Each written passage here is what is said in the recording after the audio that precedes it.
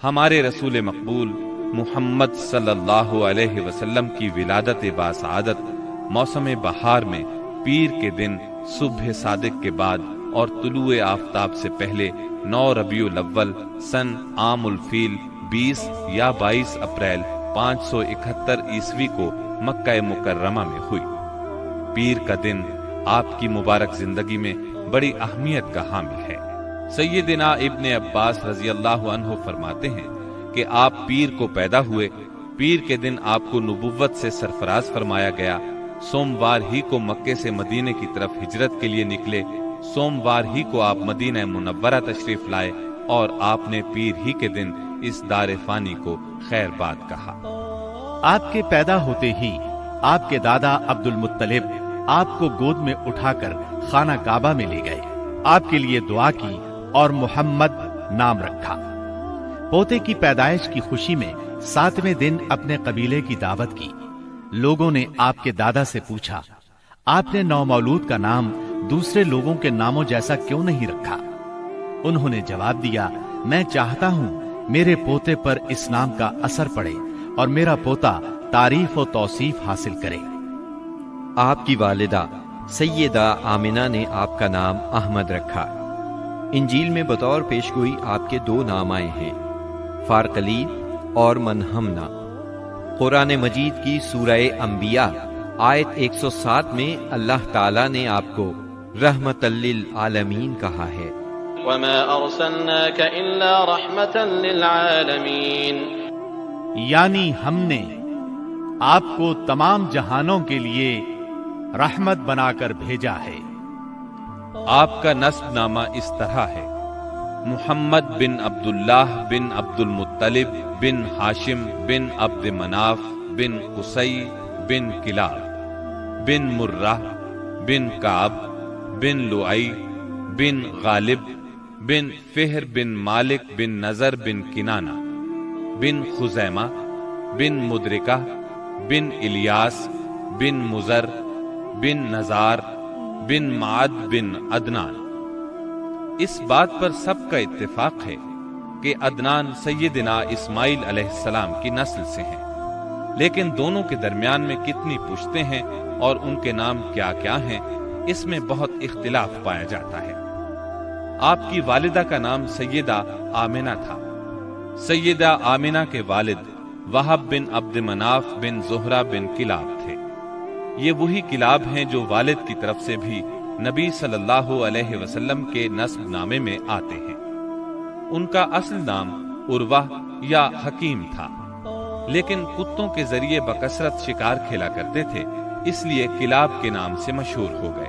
عربی میں کلاب کتوں کو کہتے ہیں۔ آپ اسماعیل علیہ السلام کی اولاد میں سے ہیں۔ اسماعیل علیہ السلام کی خاطر جب اللہ تعالیٰ نے زمزم کا کنواں جاری کیا تو قبائل جرہم اور ایاد کے خانہ بدوش عرب سیدہ ہاجرہ کی اجازت سے وہاں آ کر رہائش پذیر ہوئے۔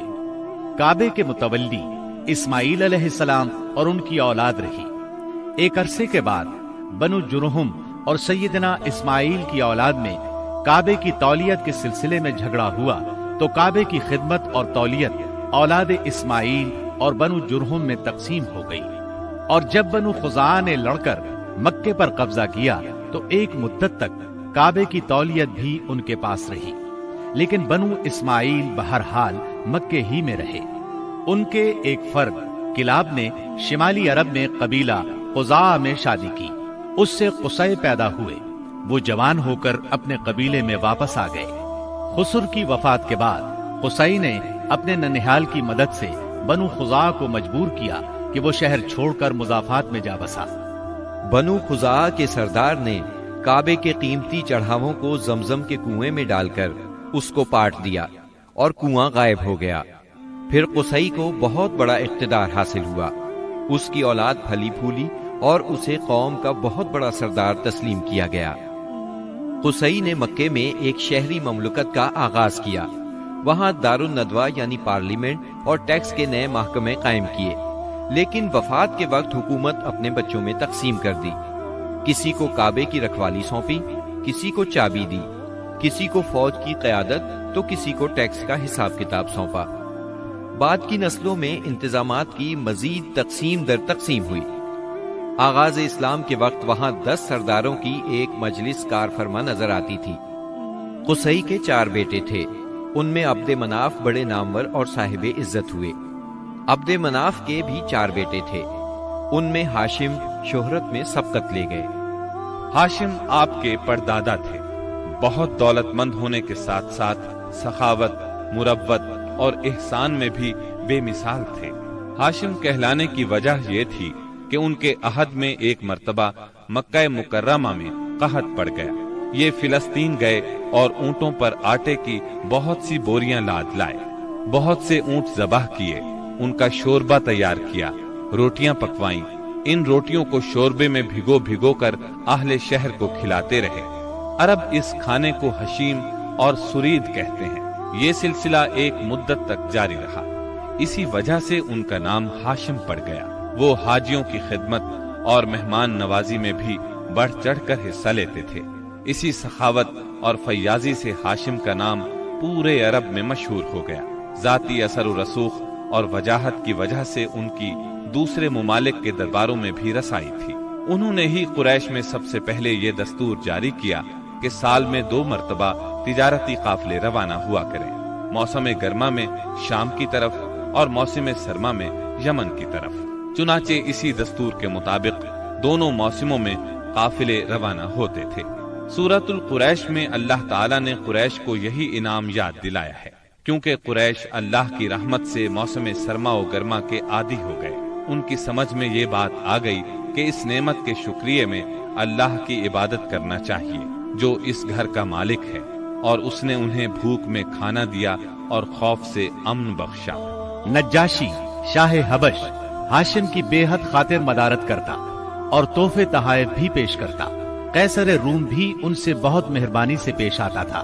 ہاشم نے یمن اور روم کی حکومت سے قریش کے تجارتی قافلے کی حفاظت کا حکم حاصل کیا، اور یہ ان کے اعلیٰ تدبر کا نتیجہ تھا کہ تمام راستے قریش کے تجارتی قافلوں کے لیے محفوظ ہو گئے۔ اس طرح مکہ مکرمہ بین الاقوامی تجارت کا مرکز بن گیا۔ اس سے خانہ کعبہ کی زیارت اور فریضہ حج عام ہو گئے، اور مکی زبان بھی ملک کے چاروں طرف سمجھی جانے لگی۔ ان قریشی قافلوں اور سالانہ میلوں کی وجہ سے جزیرہ نمائے عرب میں ایک معاشی مرکز پیدا ہو گیا۔ ان سالانہ میلوں میں قریش کو سرمایہ دارانہ تجارت اور قافلوں کی حفاظت کے سلسلے میں بہت اہمیت حاصل تھی۔ اس طرح مکہ مکرمہ تجارتی مرکز بنا، جس نے سیاسی مرکزیت کا راستہ کھولا جو اسلام کا کارنامہ بننے والا تھا۔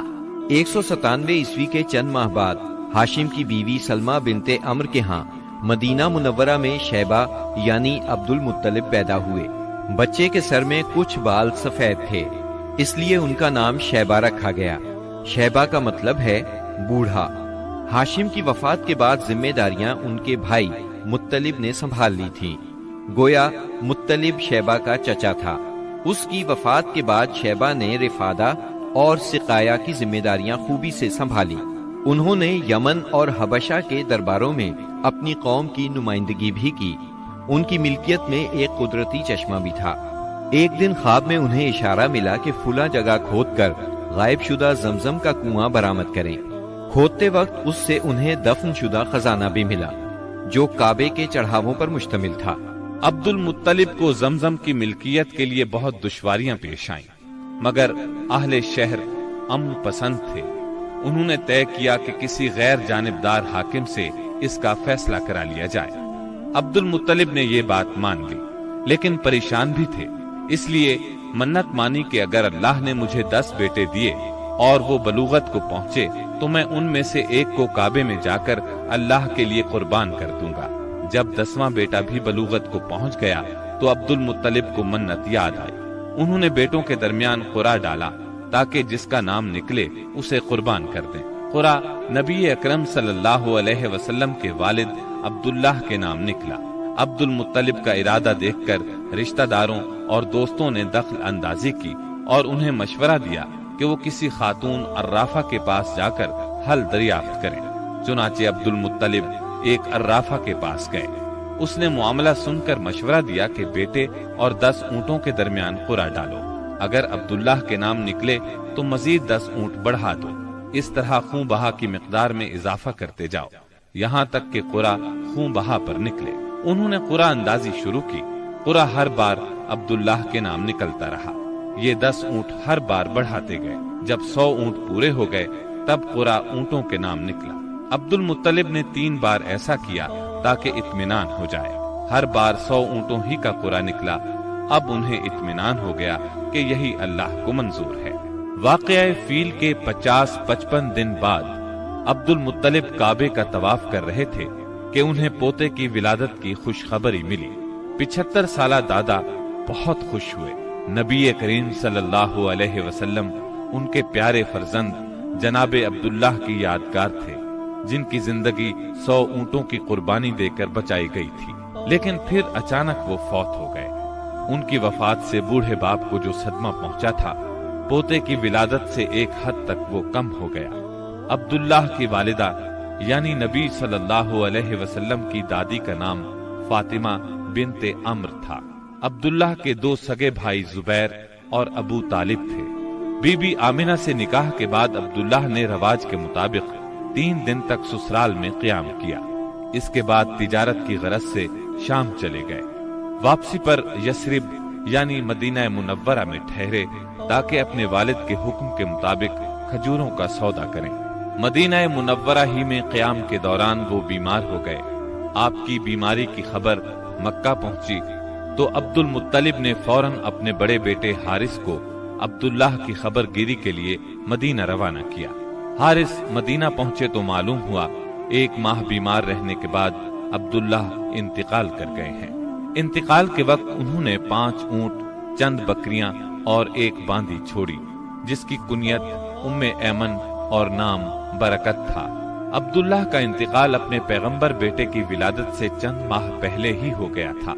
گویا آپ صلی اللہ علیہ وسلم شکم مادر ہی میں یتیم ہو گئے تھے۔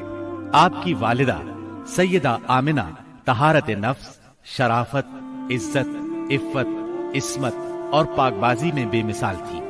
اپنی قوم میں سیدۃ النساء کے لقب سے مشہور تھی۔ ددھیال اور ننہیال دونوں کے اعتبار سے آپ عرب کے بہترین قبیلے اور بہترین قوم میں سے تھی۔